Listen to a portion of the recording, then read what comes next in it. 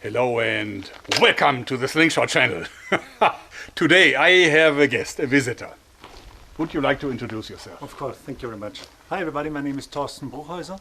I'm a Bladecraft method instructor coming from sunny Karlsruhe, running my own martial arts school called humanweapon.de, and I'm here to have a sneak preview of the snake knife. Yes, I actually decided to invite Thorsten just simply because so many people have left comments about whether this is a useful knife for knife fighting for combat or not. And I have to say that I'm not an expert. I'm not a knife fighter. I'm just a humble designer of unconventional knife blades. So I decided to talk to the experts. So this is why I want your honest opinion and your insights into what this is and what this could be. Yep. So what is your first impression about it? So when I first have a look at it, of course the shape is really unique. The way how you handle and pull out the knife is something which you need to, I would say, train 2-3 times. Then it's, if you're used to work with knives, it's possible to really draw it out of the sheath pretty fast. What I really like about, and I don't want to start any discussions about closed fist and open fist fighting, but what I really like, because I prefer palm strikes working with open hands, is that I can use my palms, my hands, and the knife, even if I have smaller fingers than Jörg, the knife is really safe, it will not drop. So it allows me really control of my opponent without dropping or dropping the gun to the knife to the ground. That's what I really like about it. The design is good, the way how the blade is, the shape is not what I would normally prefer, but one of the, let's say, credos from Thomas Holtmann, who invented Bladecraft method, is don't box yourself. So it's a different way how to use the blade. You can still stab, obviously. You can work with the hand, and while I maybe control the person, still the blade is in touch with the body. So I'm emphasizing that the person is better listening to me. Otherwise, I just need to move my arm and then I start hurting the person. You can work a lot if you're used to work with razor blades. You can work a lot out of the razor curriculum. So it's really an interesting concept, and depending on the way how you carry it in the sheath, you can really pull it out fast. When I read the comments first, I thought, yeah, maybe these guys are right. It takes forever, you know, with the grip of death, the 2 fingers here and the 3 fingers there.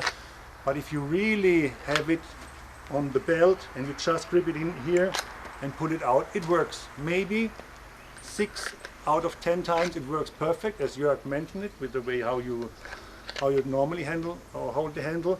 But it's always safe. Even if I put it out like this, I still have it in my hand. I still can palm strike, even if the way how the knife is now held in my hand is not the way like originally it has been designed for. So it's really an agile way how to pull the knife. The only mini drawback, if you really want to carry it hidden, is because of the long tail of the snake. There could be a weapon imprint, let's say under a shirt. Maybe not under a shirt and then a coat or something like this. But then a lot of people would not recognize this as a knife handle. Yeah, I agree. So it's just a fancy kind of, you know, accessory or whatever. I agree. If you carry it like a neck knife, it's a totally different beast, because then it's hidden in the way how you carry it. But still, if you carry it like a neck knife, you control it here, you put it there, and you pull it out, and it's still working for any palm strikes, grips, or maybe if you're coming out of the BJJ family, even for any throws, handles, arm bars, locks, whatever. I just want to say a few things about, you know, why I chose the design features. First of all, the blade shape.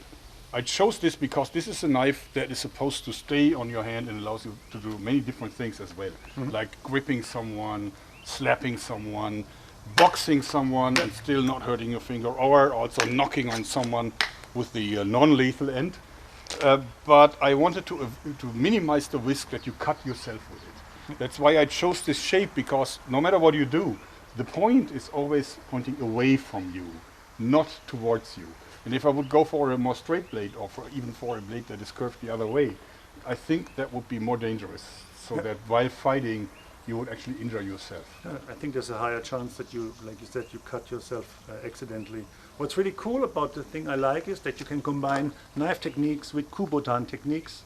So you can really switch between lethal and really hurting stuff to just hurting people with the opposite of the end of the tail of the snake, and you can start working with, if you have it available in your curriculum, the Kubotan parts. Now you can just only bring pain to a person and not immediately slice and dice him into pieces. So that's really an interesting combination I've not seen in any of the knives I trained with in all the years before. So that's really cool. So what I also would like to ask you is your opinion about how firm it is in the hand, because a lot of people say you can't hold this firmly into your hand. I actually think that the human hand is perfectly designed to just really hold onto itself without anything in it. Yeah. So what would you say about this? So I have smaller fingers, but it's really, if I just make a fist, like you learn in any Wing Chun or karate school, it's really firm. I feel confident enough to hammer fist or straight fist punch into a wall. It's working because you see this part of the knife is protecting parts of my knuckles, and especially the fingers. And so if you're doing breaking tests, you're used to use the knuckles. So the knuckles would still sometimes hurt or hit the object, but the main part, the fingers are protected. So I think it's okay. And like I said, now as I'm allowed to touch it on my own, it's really controllable. I'm not losing it. So I'm able to do open and closed hand techniques, either with the blade or with the Kubotan end, I name it, just with the tail of the rattlesnake, just with the rattle of the snake, and you can still hit the people. That's really an interesting concept. The only thing, but if you really are used to train with knife, what you should always train and never underestimate is the drawing process, how to pull it out. That's something, but if you have done it a couple of times, it's really easy. It's really smooth. So what you say, a lot of people would say this is going to break your fingers when you use it. Would you agree that this is the case? Because I don't really see how you could possibly break your fingers holding this knife this way. No. If you So even if someone would grab it and turn it, No. I don't really see how your fingers would be in any kind of danger. No. So No, as long as it's a fist. No, because it's here, I can pull here and it's still absorbed by my smaller fingers. If I put it like this, like when you do a gun disarm and you have the finger at the trigger, then you always train it and you need to take care that you're not breaking your finger if you're doing, for instance, Krav Maga stuff. This is also not the case because it's just like an extension of the arm. It's more really like an interesting handle for a stick, so it's not that easy to really pull it out.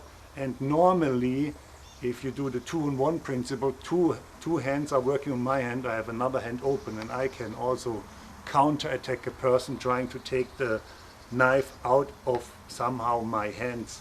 As long as I'm not disabled on one side, I am also equipped with another arm, and I can handle, let's say, if you're training 2-in-1 on the knife side, I can handle and counter-attack the left one. So I don't see the danger.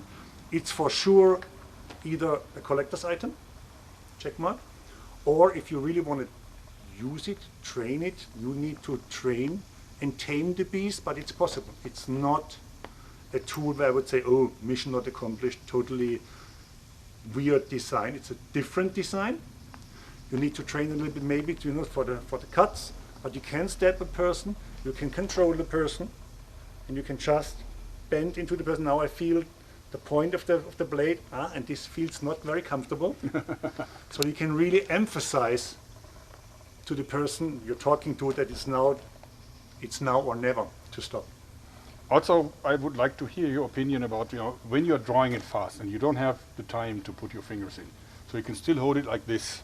Yeah. So would you consider this still useful? I mean, Yeah. I think it's still substantial in the hand. Yeah, you can still use it as a knife. You can still stab and slash. Of course, it's no longer that convenient for the palm striking because then I would lose. Yeah, of course. It would fall to the ground. But you can still use it like every other knife, which you also control with a firm handle.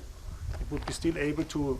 I'm more into the razor stuff, slicing, stabbing to the eye, stabbing to the belly, depending on your curriculum and the situation. You need to use the knife, even if it's only half of it, so that I have maybe not the finger here, but here I'm still able to palm strike, and it's still not falling out of my hand.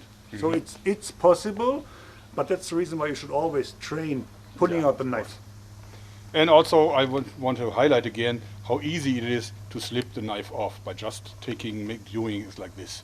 So because then you simply can get rid of it, Yeah. the knife, very, very quickly. Because a lot of people think then you can't drop it, like say if a police officer asks you to do this Yeah, in I agree. the way how only they can do it. Yeah. Drop it to the ground. Right. So that's possible. And I was a little bit concerned because Jörg was emphasizing that he has stronger fingers, let's phrase it like this, and that maybe a person with slimmer fingers, smaller fingers has issues, but even I, with smaller ones, have no real issues in controlling the knife. You can all do all the shimmering stuff, if you're out of this part of the knife family, you want to do knife shimmering, you can also do knife shimmering. This is really working, and there is no need, when you practice it without this interesting handle, that you need to take it up from the ground, because from time to time you let it drop. This is not happening because it can't drop. That's the advantage. Yeah. And I actually have been given it now to a lot of people to try it out. And it seems like most men have no issues with this. For females, it's a different story because they often just have so slim fingers that it would just not hold. Yeah. But for most men, it is actually a match, even though it's currently only available in one size. I agree, but maybe that's a reason for you to build a more slimmer female version. But for let's say for female persons who want to carry it as a neck knife, it could work. The only potential thing you would need to see if it fits is how are my fingers fitting into the design the Midgard has built. Could be that if you have very slim or short fingers that you face issues, but as long as you're able to hold it, even like this, you still have the chance and topic to work with the knife. Palm striking, grabbing a person is then out of the equation, but with a normal knife it's never part of the equation, so you're just limiting or rolling back to normal knife work. Exactly. So you don't have to use it this way. No. So also what I want to highlight is a lot of people say if you have it like this, your fingers are not perfectly aligned. They're like a little bit upside down. I want to explain that this is intentional because when you hold it, you need to build pressure so that the knife can't move in any direction.